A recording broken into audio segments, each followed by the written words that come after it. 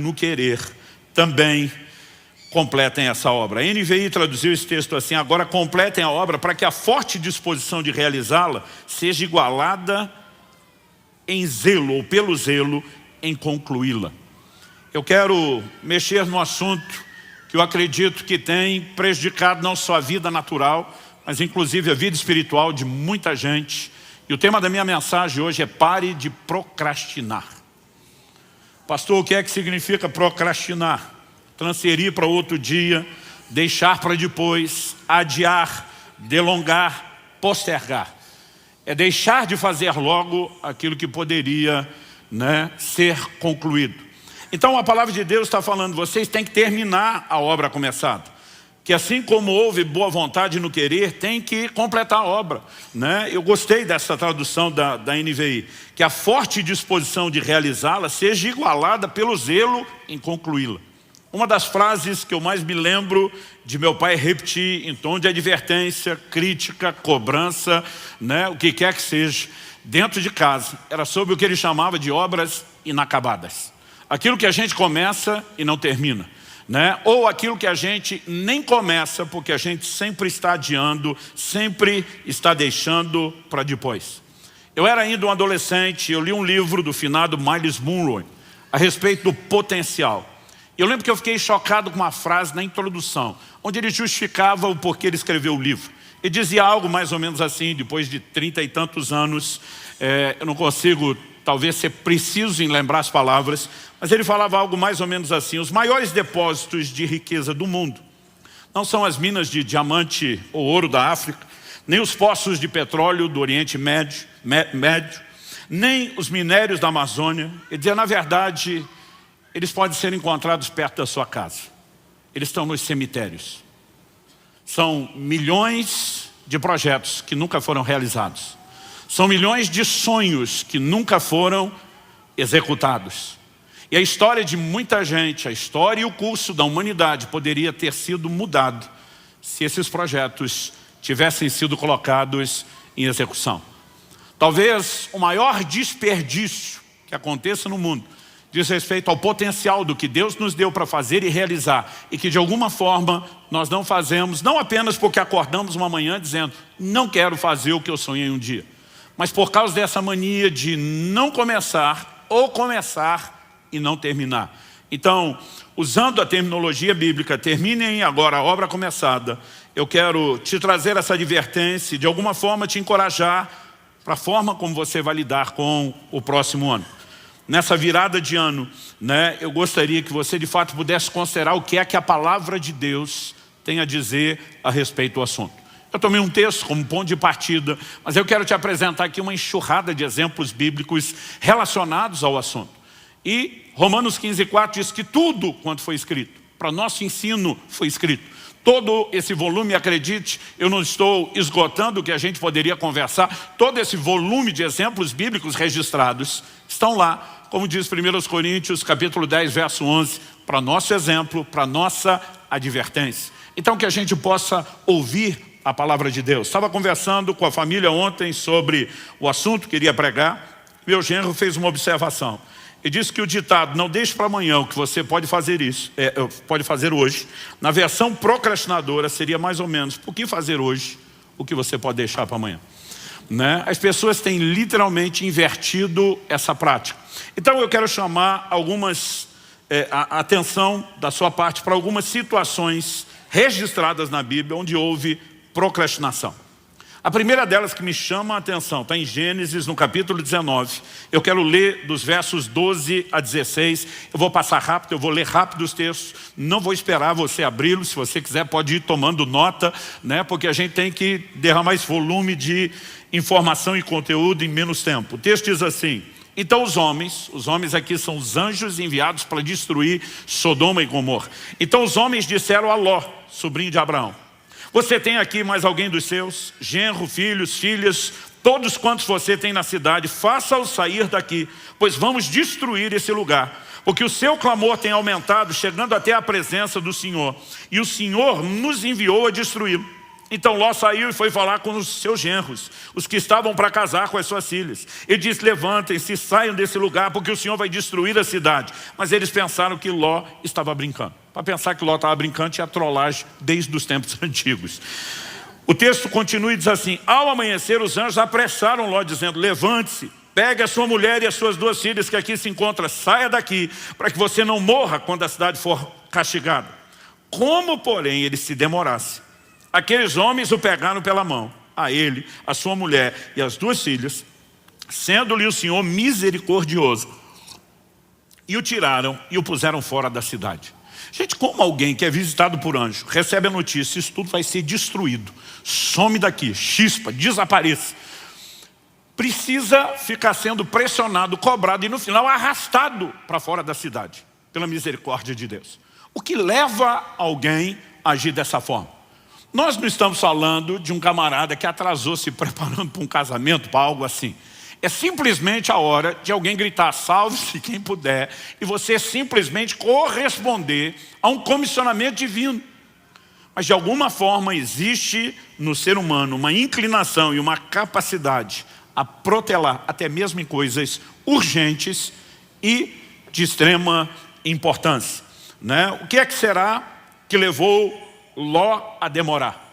Será que é o fato de não ter conseguido convencer os genros e talvez tentar mais? Será que era talvez uma demonstração de apego àquilo que era material, imaginando: eu vou perder isso tudo, e de repente o coração está preso naquilo? Nós sabemos que sua mulher agiu assim, porque ao saírem da cidade o anjo diz: não olhe para trás, e a mulher de Ló desobedeceu e olhou para trás.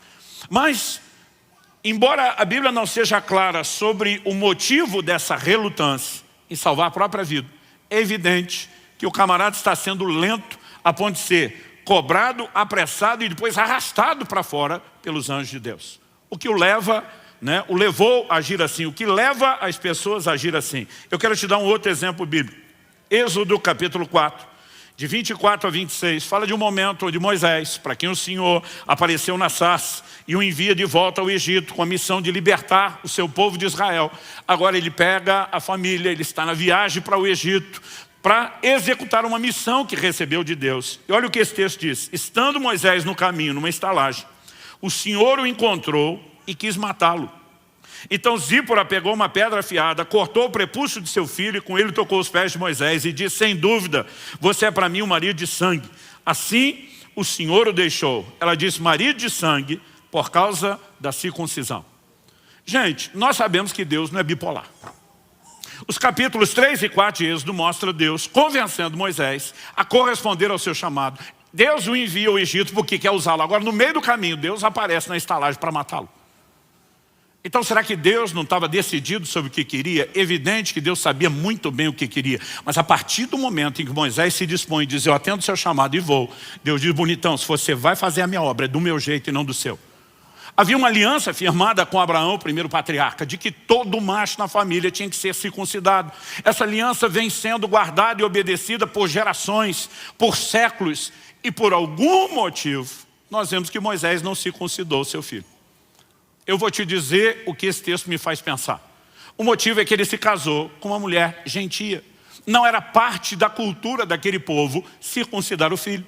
Nós estamos falando de uma cirurgia para uma criança. Eles faziam isso aos 8 dias de idade, né? O momento onde a cicatrização está assim, praticamente no nível da perfeição para acontecer. Deus estabeleceu a hora de fazer a cirurgia. Agora tente imaginar a mamãe, que não conhece a cultura, que talvez não conhecesse a Deus, não da forma como aquele povo conhecesse.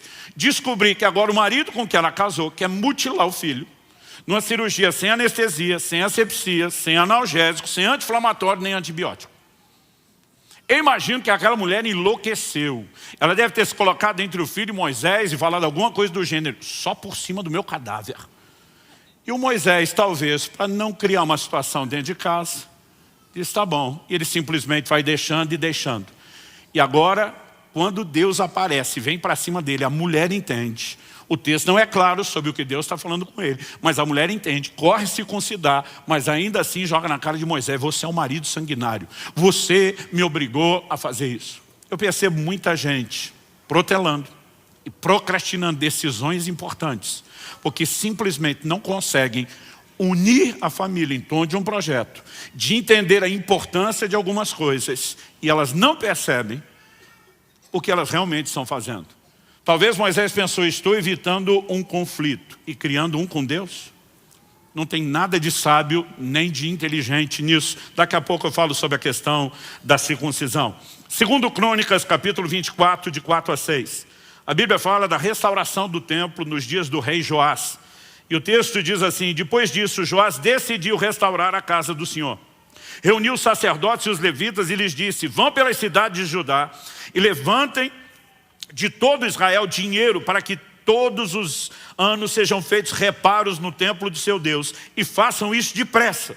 Porém os levitas não se apressaram.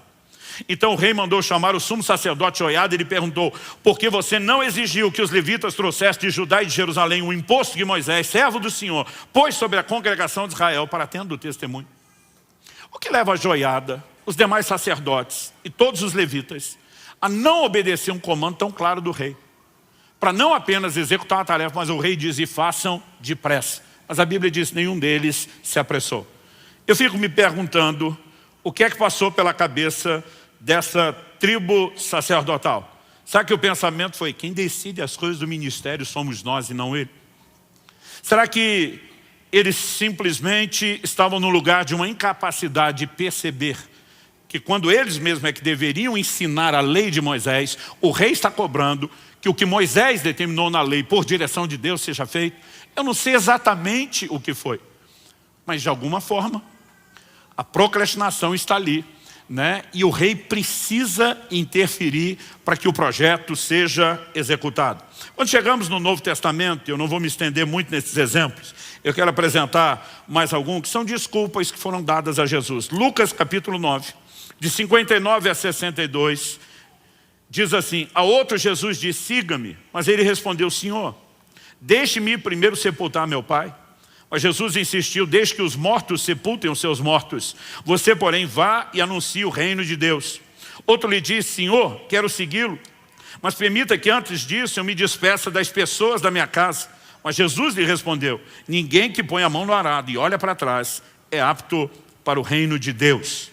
Há uma série de especulações entre os estudiosos e os comentaristas bíblicos sobre o que significa a frase, deixe-me ir primeiro sepultar meu pai. Mas é praticamente um consenso, ninguém acredita que o pai tinha acabado de morrer. Em primeiro lugar, porque se isso tivesse acontecido, o sepultamento ele não acontecia num prazo tão curto como o nosso. A lei determina que em 24 horas, né, a partir de constatada a morte, o corpo tenha sido sepultado por questões, né, de saúde. Mas eles tinham o hábito de embalsamar os seus mortos, ao que aprenderam desde o tempo em que viveram no Egito. E normalmente havia tempo para se chorar, para se lamentar os mortos. Aqui eles estavam fazendo isso antes do sepultamento. Normalmente pela proximidade e o contato com o cadáver, e um filho dificilmente, eu não vou dizer impossível, mas dificilmente não teria tido contato com o corpo morto do pai. Não poderia estar em público com outras pessoas, ele era considerado impuro. Outras pessoas acreditam que isso se trata do segundo sepultamento, que é quando de fato, né, todo o corpo havia se decomposto e sobravam só os ossos, né, porque aquela capacidade de embalsamar não era no nível das múmias dos faraós, que ainda podem ser encontradas. Então aquilo tinha prazo de validade, era estendido, mas tinha. E depois os ossos eram movidos, como José pediu que movessem os seus ossos quando saiu do Egito. Alguns chamam isso de o segundo sepultamento. Mas o que quer que seja que esteja em discussão, a maioria dos comentaristas, e eu vou com eles, acreditam no seguinte: normalmente o filho tomava decisões e tinha responsabilidade, se tratando do filho mais velho, quando o pai morria. Ele passava a ser o responsável pela casa. A maioria acredita que esse cara está dizendo, quando meu pai morrer e eu finalmente estiver livre para tomar as decisões pela família, eu farei isso. Em qualquer uma das possibilidades, ele está olhando para o próprio Jesus e dizendo, o que o Senhor falou é legal, eu só não vou fazer logo. Eu também não sei dizer quando é que eu vou fazer, mas uma hora eu quero fazer. É a conversa do procrastinador, né? O segundo, ele simplesmente diz, me permita que eu me despeça das pessoas da minha casa. E aqui nós podemos imaginar que Jesus não está apenas avaliando a conversa. Daqui a pouco eu quero que você veja que quando Elias joga a capa sobre Eliseu, ele pede para despedir da família. E o Elias dá o joinha para Eliseu, diz tudo bem. Até porque você vai ver que é um movimento rápido. Aqui nós podemos imaginar, né, que o Senhor está lendo o coração da pessoa e não apenas a sua resposta. Mas igualmente Jesus diz, aquele que põe a mão no arado e olha para trás, não é apto para o reino de Deus. E eu percebo que várias pessoas, elas demonstram um mix de sentimentos que acabam falando mais alto do que as suas prioridades.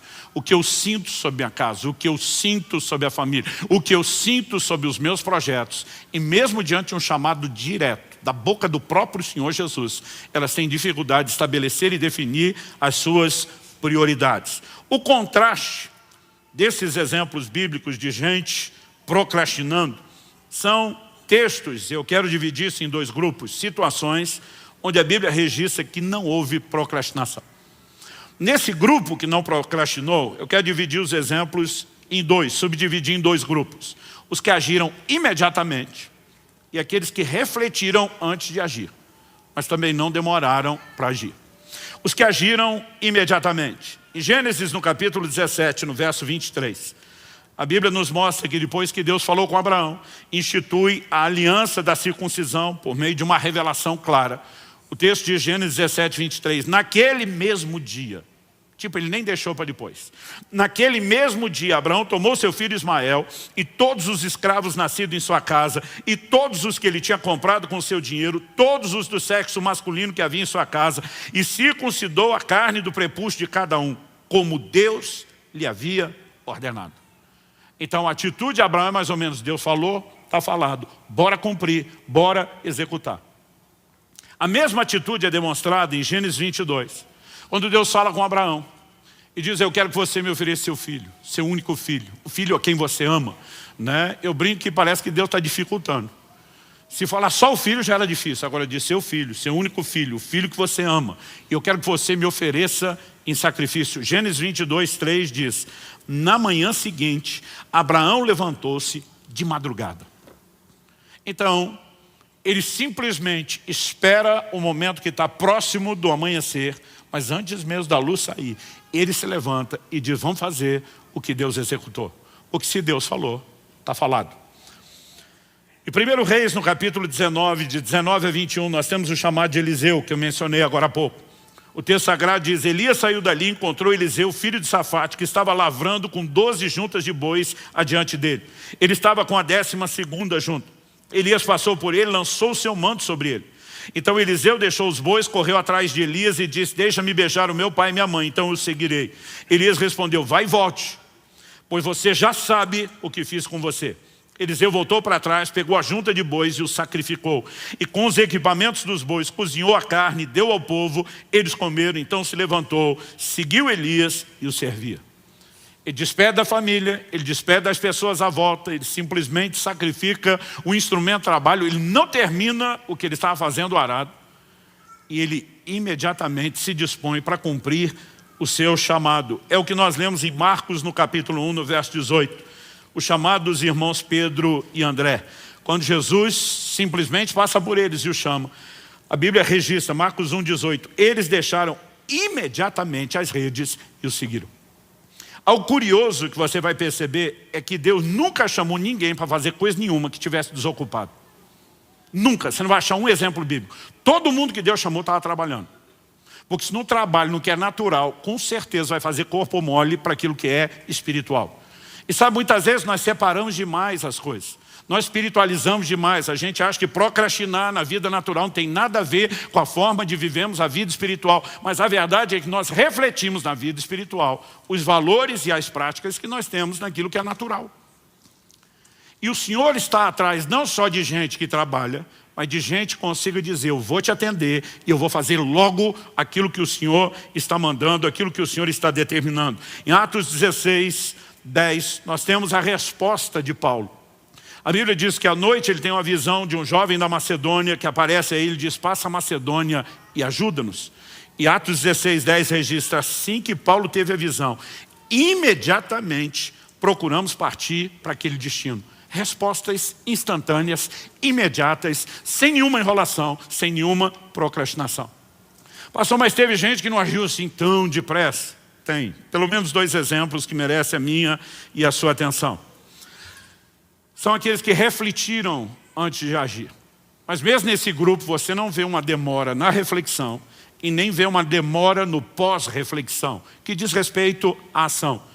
O primeiro deles, José, que teria a honrosa, gloriosa e grande missão de ser a figura paterna na criação de Jesus. A Bíblia diz em Mateus, no capítulo 1, de 18 a 20, o seguinte: o nascimento de Jesus Cristo foi assim. Maria, sua mãe, estava comprometida para casar com José, mas antes de se unirem, ela se achou grávida pelo Espírito Santo. José, com quem Maria estava para casar, sendo um homem justo e não querendo envergonhá-la em público, resolveu deixá-la sem que ninguém soubesse. Deixa eu fazer uma pausa antes de continuar a leitura. Você acha que a primeira coisa que passou na cabeça de José é: minha noiva prometida a mim viveu uma experiência sobrenatural que nunca aconteceu antes, nem acontecerá depois? A primeira reação de José é simplesmente trabalhar com a lógica. Se ela está grávida, ela não foi fiel. Mas a Bíblia diz que porque ele era justo, ele simplesmente toma a decisão: eu vou deixá-la em silêncio. Eu não quero que ela seja difamada. Alguns acreditam que ele poderia aplicar a lei de Moisés, exigir que ela fosse morta. O coração dele é correto, mas olha o que diz a continuação do texto. Enquanto ele refletia sobre isso, eis que lhe apareceu em sonho um anjo do Senhor dizendo: José, filho de Davi, não tenha medo de receber Maria como esposa, porque o que nela foi gerado é do Espírito Santo. Tem muita gente tomando decisão impulsiva, naquele calor do momento, onde os sentimentos estão acesos, onde você não conseguiu enxergar ou avaliar ou ponderar todas as coisas, e muita bobagem acontece aí. Esse homem que Deus soube escolher era um homem sábio. Ele está pensando, ele já tem mais ou menos seu plano, mas ele diz: deixa eu refletir um pouco mais. E essa posição dele de dizer: deixa eu refletir um pouco mais, permite que ele tenha tempo, antes de tomar as decisões, de ouvir a Deus. Mas tão logo ele ouve a direção de Deus, de pronto, ele simplesmente age e obedece o comando que lhe foi dado. E eu e você precisamos ser gratos a Deus por isso, porque um plano gigantesco da redenção da humanidade estava em jogo. Em Atos, no capítulo 10, nós lemos que o apóstolo Pedro estava orando e teve uma visão. E a Bíblia nos fala o seguinte, versos 19 e 20 de Atos 10. Enquanto Pedro meditava a respeito da visão, o Espírito lhe disse: estão aí 3 homens à sua procura. Portanto, levante-se, desça e vá com eles sem hesitar, porque eu os enviei. E o que você vai ler depois no verso 23, é que ele recebe essas pessoas, dá pouso a eles, e no dia seguinte, todo mundo já sai de viagem, porque eram 2 dias de viagem, 60 quilômetros de trajeto para caminharem a pé. Eu não quero de forma alguma fazer parecer que refletir seja ruim. Quando nós falamos de procrastinar, é algo que toda hora está sendo empurrado, toda hora está sendo empurrado. Não, segunda eu vou começar a dieta. Mas na segunda, ele diz, pode ser na outra segunda, porque afinal de contas, qualquer segunda está no seu dia. Então existem coisas que vão sendo prorrogadas de forma indefinida. Existem outras que você pode chamar de planejamento estratégico. Tem hora que não adianta sair correndo sem entender com clareza o que te aguarda. Provérbios diz no capítulo 20, no verso 25, é uma armadilha dizer precipitadamente, isso é santo, e só refletir depois de fazer o voto. Então a Bíblia está dizendo, é importante que você reflita antes de tomar decisões. Agora, o que você não pode, em nome da reflexão, passar a vida inteira refletindo e nunca tomar a tal da decisão de fazer aquilo que tem que ser feito ou de completar aquilo que foi começado. Nós vemos o próprio Jesus falando em Lucas, no capítulo 14, dos versos 28 a 30.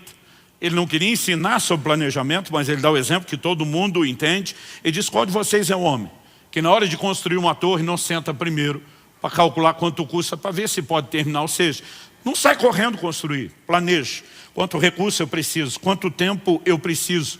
Agora, é diferente você entender um planejamento estratégico, que requer de você um tempo de reflexão, de planejamento para o projeto, de procrastinação. Essas coisas não podem ser comparadas.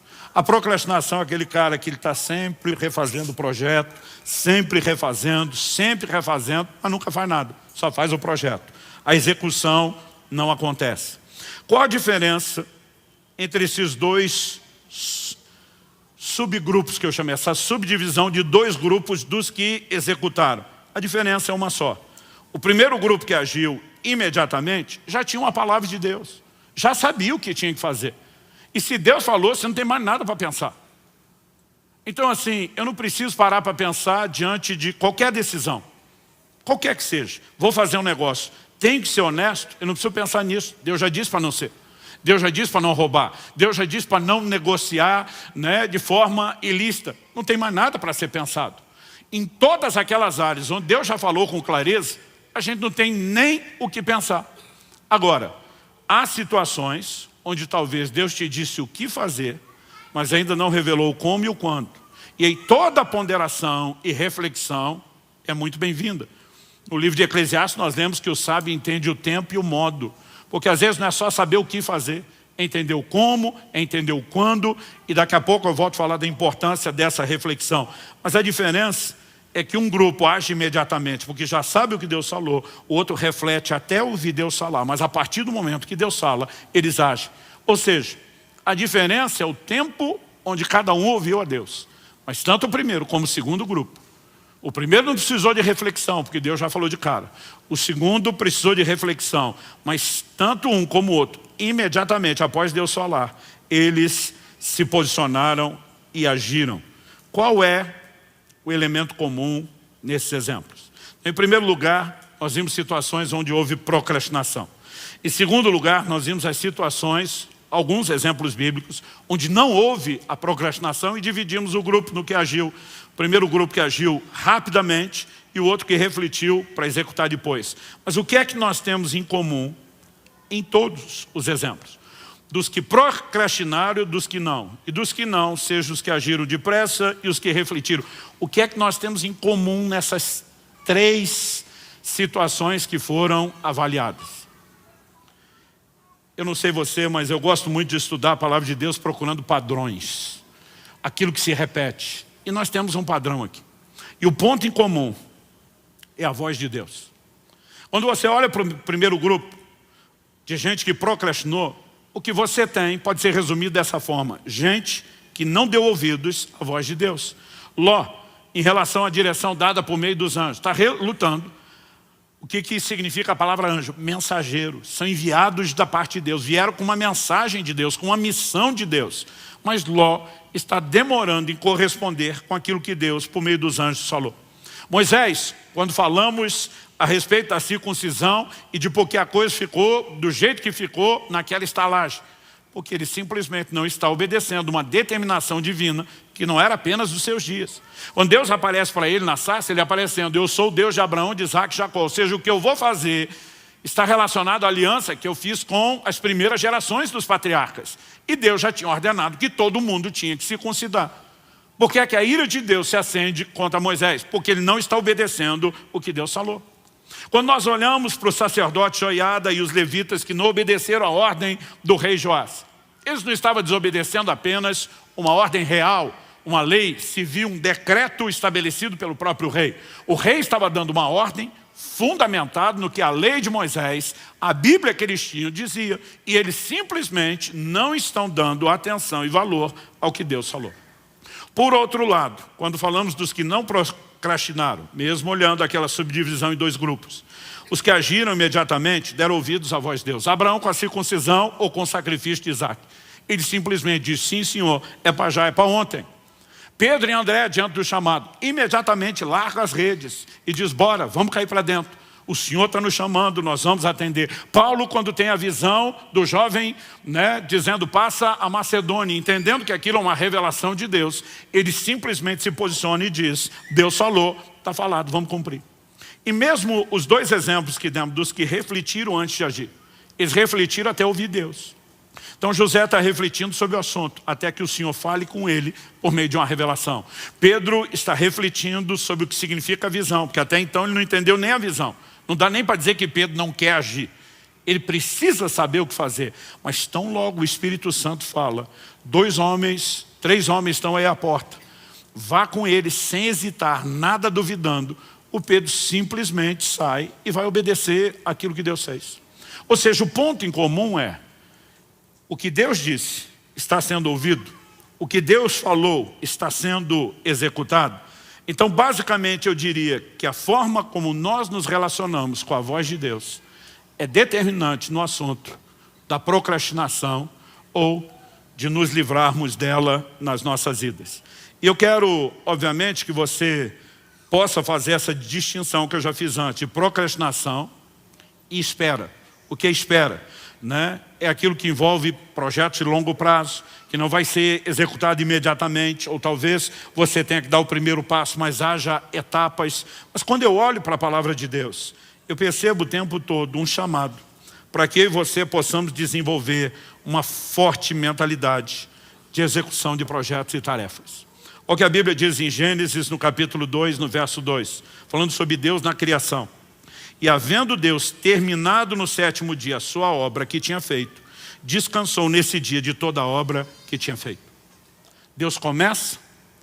Nós podemos olhar para os dias da criação, existe uma discussão enorme se os dias são ou não de 24 horas, porque os primeiros 3 dias da criação ainda não tem sol e lua para determinar o ciclo de 24 horas. O último, 7º dia, ainda não terminou. A Bíblia diz que nós vamos entrar no descanso de Deus. Mas ainda que você coloque essa discussão e os detalhes de lado, Deus não executa o projeto no estalar de dedos, embora tivesse o poder de fazer isso. Ele decide fazer isso em etapas. Cada etapa tem uma avaliação. E viu Deus que era bom, vamos para a etapa seguinte. Conclui a próxima etapa, viu Deus que era bom, vamos para a etapa seguinte. Concluída, viu Deus que era bom. E no final, quando completa tudo, agora é a hora de descansar. Eu acho engraçado uma turma que mal fez nada na vida e já quer descansar. Gente, tem que ter alguma coisa errada nesse tipo de mentalidade. Né? Não apenas em relação ao que eram as gerações antes de nós, a tudo aquilo que você vai ler na Bíblia, a forma de Deus agir. Nós precisamos ter uma mentalidade de execução de projetos. Você pode dizer amém? Se já sabemos o que Deus disse a respeito de um assunto, não existe necessidade, não existe motivo, desculpa que se sustente para que a gente não faça aquilo que Deus já falou. Josué capítulo 18, verso 3, diz o seguinte: então Josué disse aos israelitas, até quando vocês vão negligenciar a posse da terra que o Senhor, o Deus de seus antepassados, deu a vocês? Eu gosto de olhar para um texto como esse e parar para pensar o seguinte: evidentemente, nós não vamos fazer nada sem Deus, gente. Nós falamos antes do crescimento que vem de Deus. Mas por outro lado, nós precisamos jogar fora a fantasia de achar que Deus é que vai fazer tudo e a gente não tem que fazer nada. Se por um lado Jesus disse, sem mim nada podeis fazer, por outro ele também disse, sem vocês eu não posso fazer tudo o que eu quero. Pastor, isso é heresia, é blasfêmia, não é não. Por que é que ele mandou eu e você testemunhar? Se ele faz tudo sozinho, testemunhasse ele. Mas ele nos chamou a cooperar com ele, ele nos chamou a interagir com ele. Então ele está dizendo, eu não farei sem vocês e vocês não fazem sem mim. Mas o que ele está dizendo? Vamos nos unir. Vocês usam os meus recursos, obedecem o meu direcionamento e vão fazer coisas que sozinhos vocês nunca poderiam fazer. Sabe, eu quero te propor algo. A maioria de nós entra no ano novo. E para alguns, a virada do ano é uma coisa assim quase sagrada. Olha, fazer um culto onde termina mais cedo antes e não passou de joelho, para alguns é quase sacrilégio. Dá tempo de você ajoelhar lá na sua casa, tá bom? Para você não cometer o sacrilégio. Porque de alguma forma nós estamos esperando que esse seja um momento místico, quase que mágico, onde Deus vai abençoar os meus projetos. Eu quero te propor algo diferente. Em vez de você escolher executar o seu próprio projeto, ficar pedindo para Deus abençoar, por que é que você não procura ouvir primeiro qual é o projeto dele? Aí você se une a uma direção que consequentemente tem os recursos dele à sua disposição para que você seja bem sucedido. Mas saiba que não é apenas porque o projeto é dele que as coisas vão acontecer de forma automática. Deus diz, a terra é de vocês. Aonde pisar a planta dos pés, eu dou a vocês. Ele está dizendo, vocês vão ter que lutar, mas tem a minha bênção. Eu doei, eu vou dar os recursos. Agora o povo simplesmente entra, avança, conquistou um pouquinho e o resto deixa para depois. Séculos se passam. Até que chega a geração de Davi que diz, por quanto tempo mais vocês vão deixar essa obra inacabada? Deus não prometeu 60%, 70%, 75% da terra, Ele prometeu a terra toda. E Davi se levanta com indignação, nós vamos conquistar tudo que Deus deu. Agora, isso era para ter sido conquistado 400 anos antes. Mas desde os dias de Josué tinha aquela turma de, já conquistamos um certo terreno, aqui está bom. E quando eu e você acomodamos, não importa se tem promessa, não importa se tem recursos, as coisas simplesmente estacionam. Eu e você precisamos entender que temos uma responsabilidade de cooperar com Deus. Nenhum de nós pode achar que espiritual é só aquilo que a gente faz dentro da igreja, da célula, no culto, ou quando você prega. Tiago diz, vocês que dizem hoje ou amanhã, Tiago capítulo 4, 13 a 15, vocês que dizem hoje ou amanhã iremos a tal cidade, negociaremos, ganharemos dinheiro, deveriam dizer, se o Senhor quiser e se vivermos, faremos isso ou aquilo. Eu acho curioso a forma como nós vivemos. É quase como se tivesse uma regra para quem está, por exemplo, cuidando das coisas de Deus, vou botar aqui entre aspas, e para outras pessoas não. Lembro de uns anos atrás que meu filho mencionou ter ouvido um pregador dizer, se um engenheiro recebe uma proposta para mudar de cidade, para ganhar o dobro de salário, e ele atende, está tudo bem, todo mundo diz sim. E o advogado, e deu outros exemplos, sim. Ele falou, mas se o pastor receber uma proposta para ir para uma igreja maior, com um salário maior, está tudo bem, todo mundo olhou de forma escandalizada. Tipo, o resto de vocês pode mandar na vida, e eu tenho que depender de Deus. Nós precisamos entender que todos fomos chamados e levantados por Deus com um propósito.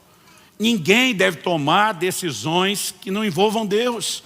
E a maioria de nós tem estragado muita coisa na nossa vida, simplesmente porque a gente não ouve Deus.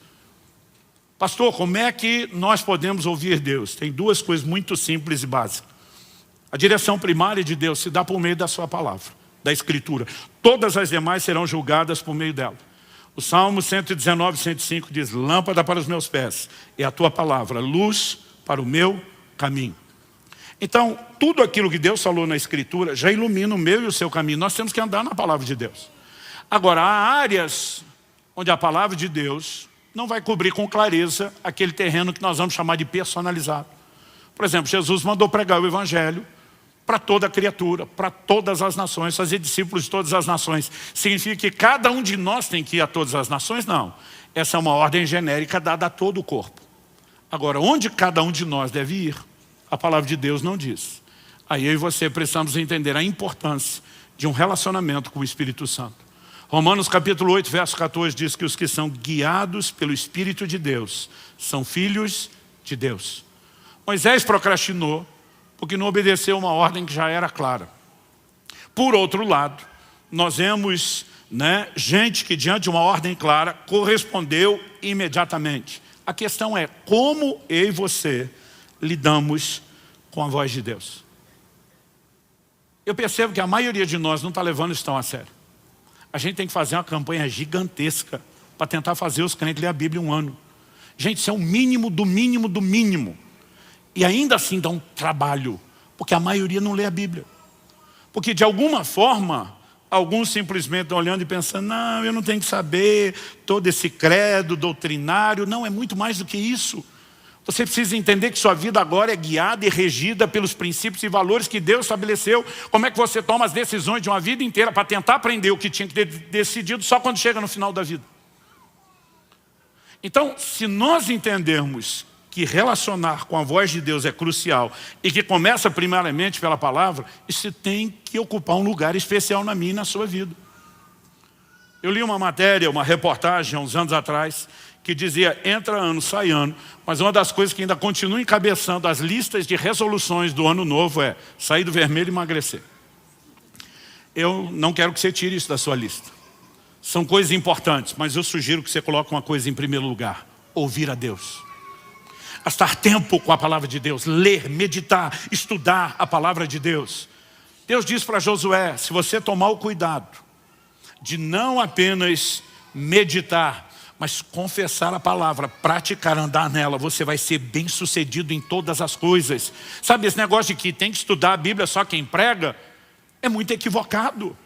nós precisamos entender que a receita para a prosperidade, o que quer que tenhamos sido chamados para fazer, vem da palavra de Deus, que é uma família próspera. Você precisa andar e decidir tudo da sua vida em família baseado na palavra de Deus.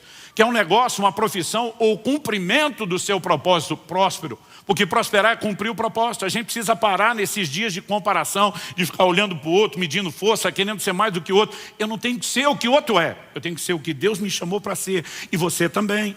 Agora, se eu e você começamos a botar uma régua baseada no que a gente olha para os outros, ou tentando imitar o que o outro ouviu de Deus, nós nunca vamos fazer aquilo que Deus nos pediu. Então nós precisamos de tempo com a palavra. E nós precisamos de uma vida de oração, onde buscando ao Senhor haja clareza para todos os propósitos e para todos os projetos que Ele tem para a nossa vida.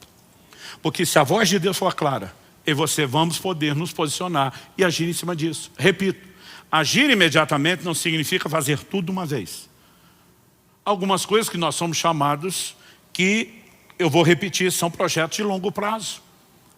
A gente não pode olhar para algumas coisas como, esse ano eu vou dar um gás na criação do filho e no outro eu estou liberado. Não, até que eles cresçam, você está envolvido nesse projeto. Nós podemos falar de coisas que envolvem uma vida inteira. Sua profissão, o seu trabalho, estações, o próprio ministério tem estágios, estações diferentes. E nós precisamos viver em contínua dependência de Deus. Agora, a partir do momento que eu e você temos clareza daquilo que Deus falou, nós precisamos parar de protelar aquilo que deveria ser feito. Porque, infelizmente, muitos de nós poderíamos estar enriquecendo o mundo, enriquecendo a vida de muita gente, não só espiritualmente, mesmo no âmbito natural. E temos jogado fora muitas dessas coisas, porque não acreditamos no que Deus falou. Ou não temos certeza se Deus falou. Outro dia um falou, é que eu não tenho certeza se Deus falou. Eu falei, então vá buscá-lo até ter certeza. Porque o que você não pode é passar uma vida inteira perguntando ele falou ou não falou, porque um dia você vai ser cobrado por ele. Então nós precisamos levar essas coisas mais a sério. E acredite ou não, eu não vim aqui bater em você ou te desmotivar, eu estou tentando te encorajar. Que 2024 seja um ano de realizações. Que 2024 seja uma hora onde eu e você vamos entrar dizendo muita coisa vai sair da prancheta, vai entrar em execução. Outras vão para o terreno da reflexão, eu vou orar, eu vou jejuar, eu vou buscar Deus, eu vou interceder, até que haja clareza de propósito. E se eu não tenho entendimento para todas as etapas, eu vou agir pelo menos naquela que eu tenho. Deus diz para Abraão, sai da tua terra, do meio da tua parentela, vá para uma terra que eu te mostrarei. Para onde? Eu vou te mostrar enquanto você vai. Estou indo. E ele vai esperando que a direção venha enquanto ele se move. Tem gente que quer ter o projeto inteiro de Deus para dar o primeiro passo, não vai andar nunca. Porque Deus não vai falar tudo enquanto você não se mexer. E alguns de nós nos mexemos só um pouquinho. Ele pega e leva Ló junto, seu sobrinho. Provavelmente, o fato de ele não ter filhos, o seu sobrinho ter perdido o pai junto à fome, com a vontade de comer, a lacuna dos dois, não posso deixá-lo. Mas Deus mandou abrir mão da parentela. Aí leva o menino junto. Enquanto o Ló está andando com ele, Deus nunca mais falou nada com Abraão. Sabe quando Deus volta a falar com Abraão? O dia que ele separa de Ló. Diz, obedeceu fase 1, vamos para a fase 2. E sabe, alguns de nós estamos querendo revelação das próximas fases, nós não fizemos nem a primeira. Mas se eu e você tivermos o cuidado de ouvir Deus, e com a segurança de que temos ouvido, seja o que a Escritura fala com clareza, ou aquilo que o Espírito Santo tem trazido, sem choque com a Escritura, e nos posicionarmos nessas coisas, nós poderemos construir algo significativo, duradouro, edificante, e que um dia, quando eu e você estivermos diante do Senhor, vamos poder ouvir a frase que o pastor Marciano mencionou, e eu vivo por essa frase, servo bom e fiel, entra no gozo do teu Senhor. Alguns acham que é só um momento de dizer entra. É um momento onde ele vai avaliar se você fez aquilo que foi mandado ou direcionado a fazer ou não. Então a minha oração a Deus, e é uma santa indignação dentro de mim, eu espero não estar sendo hostil com você na forma como eu falo, é que a gente pare de procrastinar. Então eu queria que você falasse para os dois irmãos, pelo menos o da direita e o da esquerda. Fala para ele, mesmo se não conhecer, faz cara de paisagem, finge que você tem autoridade, fala, pare de procrastinar. Não fala rindo não, fala com cara séria, pare de procrastinar. Agora, antes de orarmos, eu quero ler um último texto. Eclesiastes, capítulo 12, verso 1 diz: lembre-se do seu Criador, dos dias da sua mocidade, antes que venham os dias maus e cheguem os anos em que você dirá: não tenho neles prazer. Há muita gente deixando Deus entrar só no final da vida. A Bíblia diz: lembra do teu Criador nos dias da sua mocidade. Bota ele para dentro o mais rápido possível, porque vai chegar um momento onde mesmo que ele entre, você vai se arrepender profundamente pelo fato de tê-lo deixado entrar só no fim. Sem contar aqueles que acham que vão deixá-lo entrar depois e descobrem que não teriam todo esse tempo, e quando descobrem, no momento da sua morte, já não há mais nada para ser feito.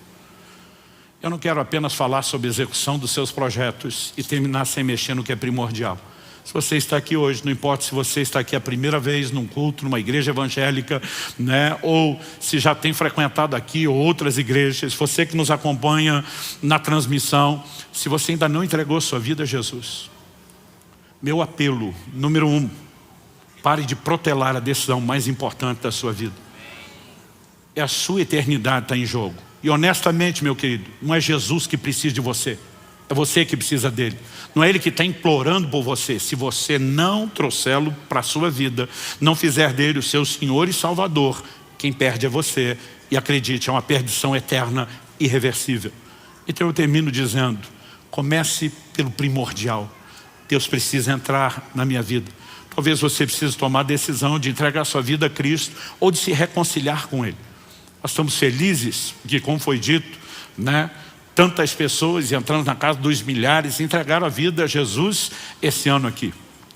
Mas nós queremos ver muito mais gente sendo chacoalhada e parando de procrastinar a decisão mais importante de dizer: eu vou me render a Cristo. E antes de terminar a reunião e o culto, e antes de orar com os demais, eu quero fazer a pergunta: há alguém aqui hoje que precisa entregar sua vida a Jesus, não fez, sabe que Deus está chamando e quer tomar essa decisão? Nós queremos orar com você agora. Nós não vamos deixar isso para o ano que vem. Nós queremos ajudá-lo na sua decisão mais importante. E antes de chamá-lo, eu quero que você saiba, né, toda essa gente que está aqui está torcendo por você, está orando por você.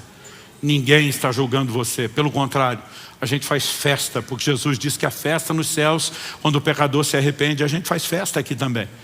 Então, se alguém que precisa dessa decisão hoje, eu nem vou gastar tempo implorando, né, para que você tome a decisão. Você sabe, está consciente, foi tocado por Deus.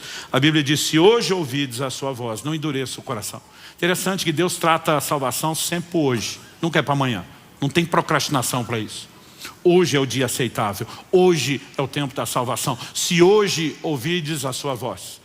Então você que entende que não pode mais deixar isso para amanhã e quer finalizar o ano com a melhor decisão, antes de entrar o próximo, já começando por aquilo que é o primordial, o top, o mais primário, colocar Jesus em sua vida, seja entregando-a pela primeira vez, caso você nunca fez, ou reconciliando-se com Ele, caso você tenha se desviado ou se afastado, esfriado espiritualmente, chame isso como quiser, você sabe que precisa de um recomeço. Eu quero que você, eu vou pedir que todos fiquem em pé, isso vai facilitar o que nós vamos fazer. Eu quero que você saia o mais rápido possível do seu lugar e venha aqui para frente agora. Nós vamos orar com você por esse novo começo. Rapidamente. Pastor, eu preciso dessa decisão, entregar minha vida a Cristo, reconciliar-me com Jesus. Sai do seu lugar e vem para cá. Na autoridade do nome de Jesus Cristo, eu quebro toda a cadeia, toda a amarra espiritual que tente impedir as pessoas de corresponder ao convite do Espírito Santo. Eu declaro cada pessoa nesse lugar, os que nos acompanham pela internet, livres para responderem ao convite do Senhor. Você que está acompanhando a transmissão, você pode tomar essa decisão onde você estiver, né? A menos que você esteja no meio de uma tarefa que não permita isso. Eu gostaria que você parasse o que estiver fazendo.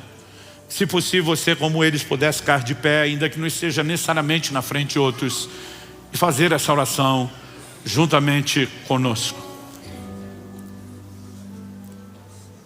Há mais alguém?